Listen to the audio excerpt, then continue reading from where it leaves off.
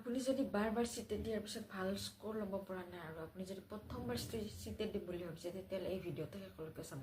এই ভিডিঅ'টো আপোনালোকৰ ফিডত গৈছে যদি আপুনি নিশ্চয় জানিব বিচাৰিছে যে চিটেডত কেনেদৰে এটা ভাল স্ক'ৰ কৰিব পাৰি বা চিটেড প্ৰিপাৰেশ্যন কৰিবলৈ হ'লে কেনেকুৱা ধৰণৰ ষ্ট্ৰেটেজি প্লেন কৰাটো দৰকাৰ হয়। প্ৰতিবাৰে কিয় 70 to 80% কেণ্ডিডেটে ফেইল কৰে? আপোনালোকে ডেটা চাওক, লাষ্ট ইয়াৰ অনলি 25.68% কেণ্ডিডেটে পাছ কৰে। এই ভিডিঅ'টোত মই এনেকুৱা ধৰণৰ 5টা মিষ্টেক জনাম যিকেইটা মিষ্টেক আপোনালোকে কৰি আছে যাৰ বাবে ভাল স্ক'ৰ আনিব পৰা নাই। নাম্বাৰ 1 মিষ্টেকটো হৈছে আপোনালোকে প্ৰথমবাৰ চিটেড দিব তেওঁলোকে এই ভুলকেইটা কেতিয়াও নকৰিব।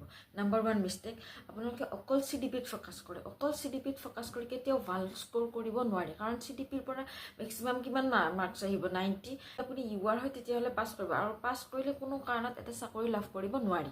গতিকে পাছ কৰা আমাৰ প্ৰিপাৰেশ্যন নহয়, গতিকে আমাৰ প্ৰিপাৰেশ্যনটো হৈছে এটা ভাল স্ক'ৰ কৰিব লাগে, ভাল নাম্বাৰ এটা আমি আনিব লাগে। গতিকে ভাল নাম্বাৰ আনিবলৈ হ'লে CDPৰ লগে লগে আমি বাকীকেইটা যিকেইটা আমাক টপিক দিয়া থাকে সেই টপিককেইটাত চিমিলাৰলি ফ'কাছ কৰিব লাগিব। গতিকে সেই টপিককেইটা কোনো কাৰণতে স্কিপ নকৰিব, কোনো কাৰণতে এটা ছিংগল টপিকো আপোনালোকে স্কিপ নকৰিব যিকেইটাৰ বাবে আপোনালোকৰ নাম্বাৰ বহুত ডিক্ৰিজ হ'ব পাৰে। গতিকে সকলোবোৰ টপিক আপোনালোকে ভালদৰে কভাৰ কৰাটো বহুতেই দৰকাৰ। গতিকে CDPৰ লগে লগে আপোনালোকে EVS, মেথছ, তাৰপিছতে লেংগুৱেজৰ বাবে কি হয়, বহুত নাম্বাৰ আমাৰ ডিক্ৰিজ হৈ যায়। গতিকে লেংগুৱেজত আপোনালোকে কোনো কাৰণতে ইজিলি নল'ব, লেংগুৱেজত বহুত বেছি গুৰুত্ব দি পঢ়িব। লেংগুৱেজ 1 আৰু লেংগুৱেজ 2 আপোনালোকে এটা ছাবজেক্ট ইংলিছ থাকিবই, এটা লেংগুৱেজ ইংলিছ থাকিবই। গতিকে লেংগুৱেজ 1 বা 2 আপোনালোকে ইংলিছৰ বাহিৰে যিটো লেংগুৱেজ লয় গতিকে সেই লেংগুৱেজটোৰ ওপৰতো বহুত বেছি গুৰুত্ব দিব লাগিব। আৰু এটা কথা হ'ল আপোনালোকে যেতিয়া ইংলিছৰ CDPখিনি ষ্টাডি কৰে, ইংলিছৰ CDPৰ চিমিলাৰলি আপোনালোকে যিটো লেংগুৱেজ 1 হিচাপে বাছনি কৰিলে, ধৰক অসমীয়া যদি আপোনালোকে লয় গতিকে অসমীয়াটো আপোনালোকে চিমিলাৰলি পঢ়িবলৈ চেষ্টা কৰিব।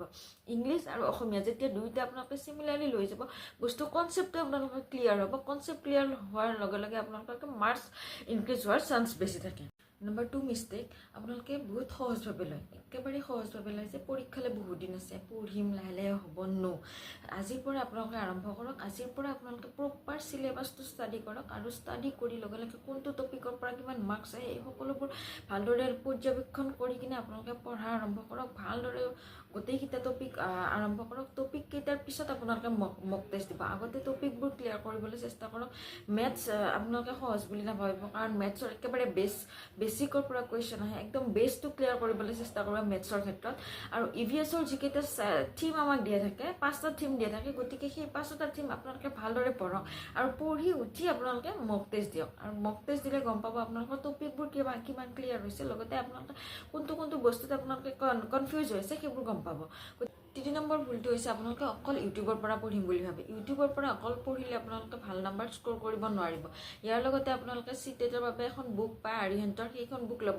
সেইখন বুকত ধুনীয়াকৈ টপিকবোৰ দিয়া আছে, আৰু লগতে কিছুমান কুৱেশ্যন দিয়া আছে টপিক ৱাইজ।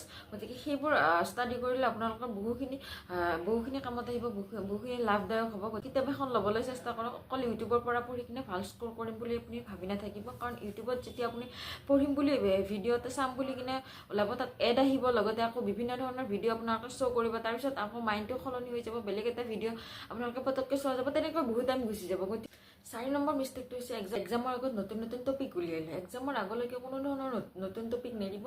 যিমান পাৰে এক্সামৰ প্ৰায় 20 ডেইজ আগতে গোটেইখিনি বস্তু কভাৰ কৰি সেই 20 ডেইজ অকল মক টেষ্ট দিবলৈ চেষ্টা কৰক। 5 নম্বৰ মিষ্টেকটো হৈছে যে নিজকে পাৰিম বুলি ভাবি কিনে প্ৰেক্টিছ নকৰাকৈ থকা। প্ৰেক্টিছ নকৰাকৈ একেবাৰে নাথাকিব, কাৰণ এক্সামৰ টাইমত এক্সাম যেতিয়া দিবলৈ যাবা বা যিসকলে দিছে গম পাব, একেবাৰে টাইম মেনেজমেণ্ট কৰিব নোৱাৰি, আৰু কম সময়ত কেনেদৰে কুৱেশ্যন এটা পঢ়ি বুজি লৈ তাৰ এনচাৰটো উলিওৱাটো কিমান টান হয় এক্সামৰ দিনা গম পায়। গতিকে তাৰ আগতেই সেই বস্তুটো কি কৰিব, ক্লিয়াৰ কৰিব লাগিব।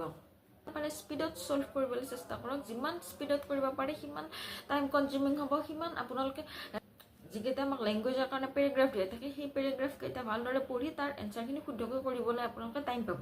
গতিকে যিমান পাৰে আপোনালোকে প্ৰেক্টিছ কৰক, টাইম মেনেজমেণ্ট কৰিবলৈ শিকক। শেষৰ কেইদিন আপোনালোকে যিমান পাৰে কম সময়ত কেনেদৰে পেপাৰ এখন ছল্ভ কৰিবলৈ পাৰে তাৰ ওপৰত প্ৰেক্টিছ আৰম্ভ কৰি দিয়ক। এই ভুলকেইটা যদি আপোনালোকে নকৰে তেতিয়াহ'লে এটা ভাল স্ক'ৰ কৰিবলৈ সক্ষম হ'ব।